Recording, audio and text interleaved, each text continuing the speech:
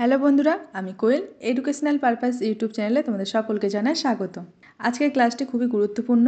আমরা স্ট্যাটিক জিকের যে এক একটা টপিক ধরে ধরে ক্লাস করিয়েছি সেটা আজকে নেই, কিন্তু আজকে 30টা প্রশ্ন আছে, যেটা আমরা বেশিরভাগ ক্ষেত্রে দেখেছি কেপি কিংবা ডাব্লিউবি কনস্টেবলে এসেছে।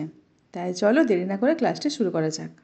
প্রথম প্রশ্ন আছে, রবীন্দ্রনাথ ঠাকুরের প্রথম নাটক কোনটি এবং সেটি কত সালে প্রকাশিত হয়েছিল? বাল্মীকি প্রতিভা এবং 1881 খ্রিস্টাব্দে প্রকাশিত হয়েছিল। তাহলে রবীন্দ্রনাথ ঠাকুরের প্রথম নাটক হচ্ছে বাল্মীকি প্রতিভা এবং সেটি 1881 সালে প্রকাশিত হয়েছিল। 2 নম্বর প্রশ্ন, রুদ্রচন্দ্র নাটকটি কাকে উৎসর্গ করেন? যতীন্দ্রনাথ ঠাকুর। 3 নম্বর প্রশ্ন, গৃহপ্রবেশ কোন গল্পের নাট্যরূপ? গৃহপ্রবেশ গল্পটা কোন গল্পের নাট্যরূপ? সেটা হচ্ছে শেষ রাত্রি। অচলায়তন নাটকটি কাকে উৎসর্গ করেন? যদুনাথ সরকার। বসন্ত নাটকটি কাকে উৎসর্গ করেন? কাজী নজরুল ইসলামকে। মুক্তধারার ইংরেজি অনুবাদ করেন কে কি নামে? রবীন্দ্রনাথ ঠাকুর দ্য ওয়াটারফেল নামে। তাসের দেশ নাটকটি কাকে উৎসর্গ করেন? নেতাজি সুভাষচন্দ্র বসু। বিশ্বজন নাটকটি কাকে উৎসর্গ করেন? সুরেন্দ্রনাথ ঠাকুর।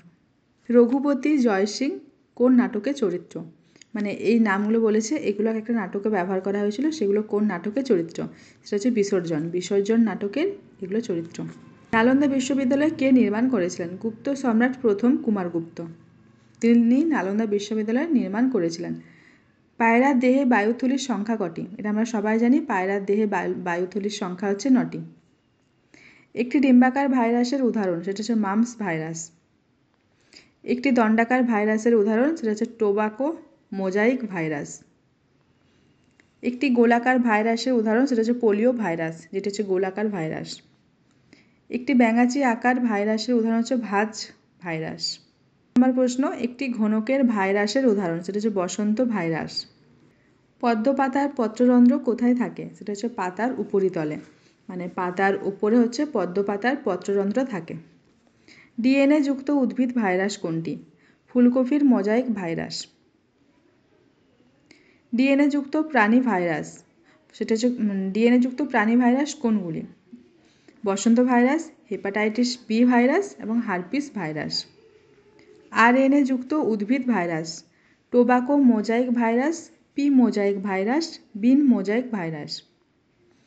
আরএনএ যুক্ত প্রাণী virus, polio virus, influenza virus, HIV virus. 22 number প্রশ্ন, সবচেয়ে ছোট আয়তনের ভাইরাসের নাম কি? মানে যেটা সব থেকে ছোট, সেটা হচ্ছে রাইনো ভাইরাস। সবচেয়ে বড় আয়তনের ভাইরাসের নাম বসন্ত ভাইরাস ও আলুর এক্স ভাইরাস। ভাইরাসের নিউক্লিক অ্যাসিডকে কি বলে? Virus genome. 25 নম্বর প্রশ্ন, ভাইরাসের দেহের বাইরের প্রোটিন আবরণকে কি বলে? ক্যাপসিড। ভাইরাসের দেহের বাইরে যে প্রোটিনের যে আবরণটা থাকে সেটাকে বলা হয় ক্যাপসিড।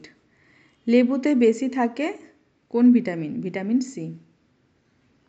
মাড়ি দিয়ে পুঁজ ও রক্ত পড়ে কিসের অভাবে? ভিটামিন সি এর অভাবে। আয়োডিন বেশি থাকে কোন ধরনের মাছে? সমুদ্রের মাছে। 29 নম্বর প্রশ্ন, কচু খেলে গলা চুলকায়, কারণ কচুতে কি থাকার কারণে? আমরা সবাই দেখেছি কচু খেলে গলা চুলকায়, সেটা কিসের জন্য চুলকায়? কারণ ক্যালসিয়াম অক্সাইডের জন্য। আজকের সেটের লাস্ট প্রশ্ন, 30 নম্বর প্রশ্ন, শিশুদের রিকেটাস রোগ হয় কিসের অভাবে?